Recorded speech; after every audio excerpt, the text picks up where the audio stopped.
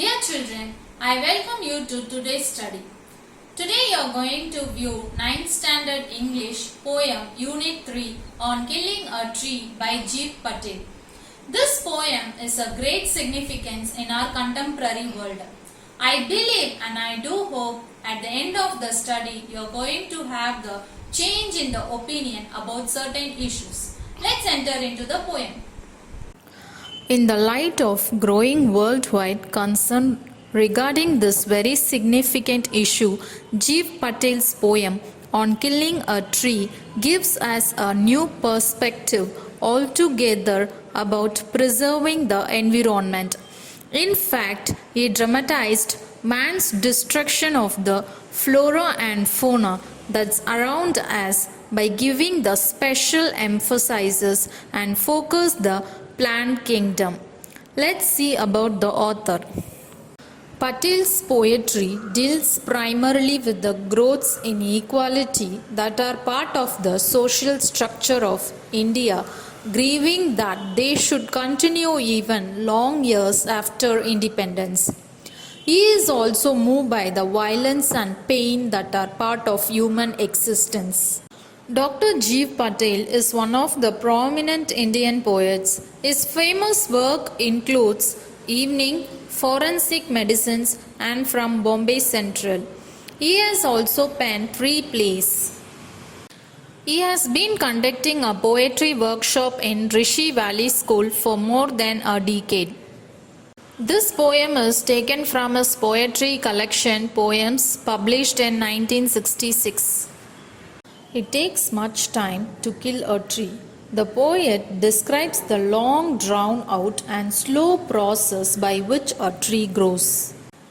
It has taken many years to achieve present status as a tree, and in the process of growth it has consumed nutrients from the earth, and in being nourished by the earth's crust, it has succeeded in growing out of it, reaching upwards and outwards towards other sources of enrichment. Not a simple jab of the knife will do it. It has grown slowly, consuming the earth. It looks to the sun and draws its needs from the sun, increasing in strength and vitality. It is common knowledge that the sun plays a vital role in the development of a plant. Being essential to its growth and sustenance, this takes place day in and day out, week after week, month after month, and year after year. A plant also requires air, and in receiving from the atmosphere, a wonderful give and take relationship is established, wherein the plant takes what it needs and in return gives back to the atmosphere what it requires. The poet seems to suggest that there is a wonderful relationship that is established of mutual interdependence between all aspects of nature. Hence, because the tree grows over a period of time, taking in sun, air, water, and from the atmosphere, it is not so easy to kill it. One jaw will not do it, one stroke of a knife cannot accomplish it, because in observing from the sun, the earth, the water, and the air, these essential elements have nourished the tree. Rising out of it, feeding upon its crust, absorbing. Here, when a man beats himself against a tree, he is actually beating himself against the very elements of nature. Therefore, it cannot be easy for a man to kill a tree. The tree puts up a struggle because all of nature that has gone into the tree joins in that battle and helps the tree to fight against this death which man wants to degrade and speak over one of the aspects of nature. Dose of sunlight, air, water, and out of its leprous hide sprouting leaves.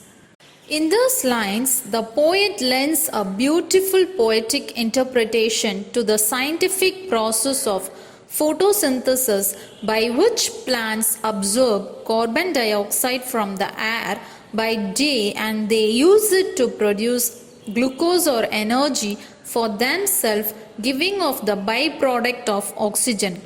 It seems like the poet wants to contrast this with a human being who know only how to take from nature, taking all and receiving from nature and being enriched here, giving little or nothing back to nature, and in fact leaving nature impoverished at the end of the day.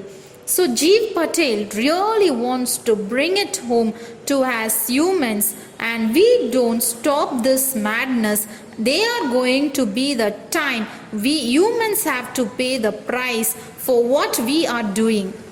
We have to remember that we are also part of nature, and just as all nature cooperates to sustain other aspects of itself, so must we human beings consider the trees and plants of this planet.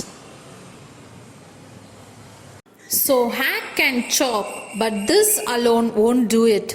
The poet uses these words hack and chop to deliberately show us the intent of human beings towards trees. There is no rewards and no guilt just because these things are done to tree and to replace trees with the animals. How would you feel? What if these words were used for an animal like a dog or a cat? Not so much pain will do it.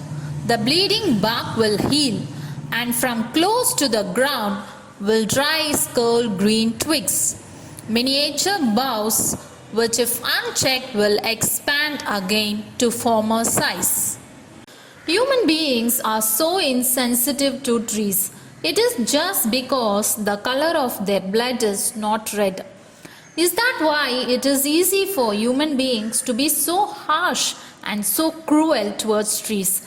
This is what Jeev Patel wants to say through this poem. He wants to sensitize us to the pain and the discomfort that is experienced by trees. No, the root is to be pulled out of the anchoring earth. It is to be roped, tied and pulled out, snapped out or pulled out entirely. It is time to realize that plants also have life. He stabs it, he chops it, he chokes it. But the tree puts up its own fight. The tree establishes that it also has a right to life. Every time that human beings do something, the tree quickly heals over, the bark creates itself again whenever a branch is chopped off. New twigs and new branches grow in its place. The struggle of the tree is so real, it stands up against the might of a powerful man to destroy it, or pulled out entirely out from the earth cave, and the strength of the tree exposed. It refuses to accept the verdict of death which has been pronounced by man upon itself. This is how nature works. Man, in recognizing that the very life of the tree is hid in the root, then attacks the root. This root, the poet says, is covered by the earth. The earth is the symbolic of the mother earth, and that part which hides the root of the tree is the cave in which it is kept safe from the view of man. So this root which anchors the tree is pulled out, snapped or dug out until it becomes vulnerable to the destructive acts of the human beings. The source white and wet, the most sensitive hidden. Just as a mother nurtures and protects a baby and gives the safe space in which the baby grows while it is not yet ready to face the world, in the same way, Mother Earth protects the roots of a tree and seems to say to the human beings who are outside on the earth and no further, there is a boundary behind which man cannot go. So man can chop the branches, man can destroy the leaves, he can take the fruit, but so long as the roots are covered in the womb of the mother earth, the tree is safe. But finding this out means that there is one more piece of knowledge which man can use to ultimately destroy the tree. That's why he gets after the root. He wants to pull it out by its root. Because that white and wet root is where the very life of the tree is hidden. This in a white and wet bark of the tree contrasts with the hairy leprous bark of the tree on the outside, and it is like the poet wants to say that no matter what man made to do to the outside to the bark, the tree will not die until man gets to that inner vulnerable bark of the tree which is hidden in its root.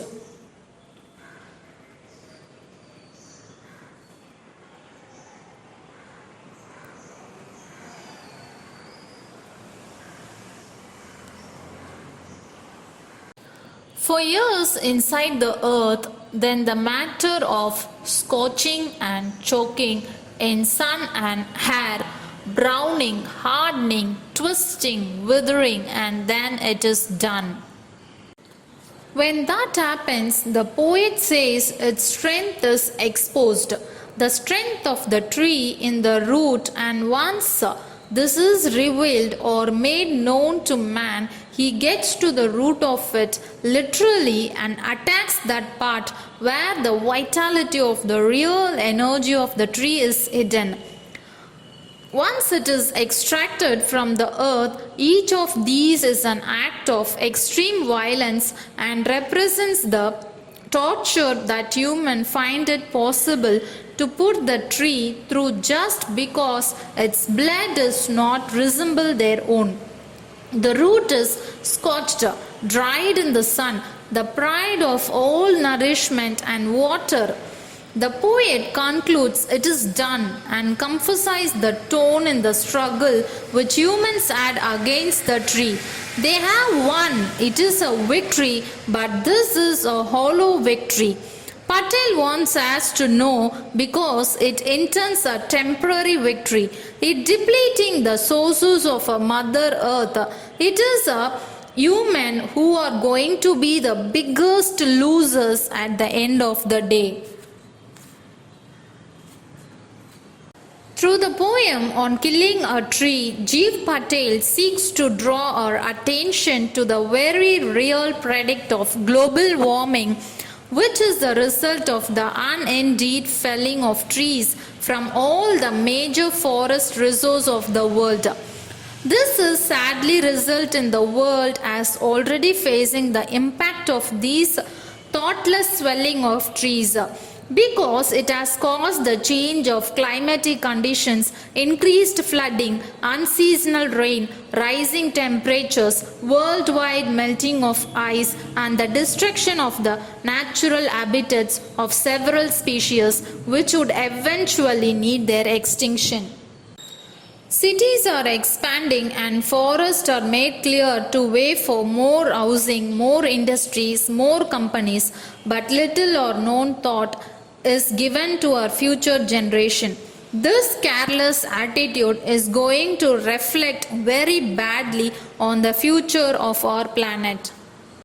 Now we'll see the figures of speech in this poem. Here alliteration is used. Alliteration is nothing but the repetition of consonant sounds in successive or nearby words. Here bleeding bark. Here B is repeated. Bleeding and bark. And then white and wet. W is repeated. W sounds white and wet. So alliteration is used here. The next figure of speech is of repetition. Repetition, you know, a word or a sentence repeated to lay emphasis on it. Pulled out. Here pulled out in this poem. Pulled out is repeated consonantly. The poet sensitizes the reader and highlights the fact that trees are living things. He equates trees with humans to convey that trees should not be cut because destroying trees is just like killing a human being. A tree does not die by merely cutting because it regrows from where it is cut. If it has to be destroyed, then it has to be uprooted. In view of all of these facts, Jeev Patel's poem on killing a tree is possibly the most significant wake-up call to every citizen of the 21st century. It is time that we woke up and took serious note of our environment. It is time to halt a senseless and needless chopping of trees, and it is time to do something to preserve this home planet in all of its beauty and wonder. Now we came to the conclusion of the poem. I hope you have understood this poem. Thank you, children.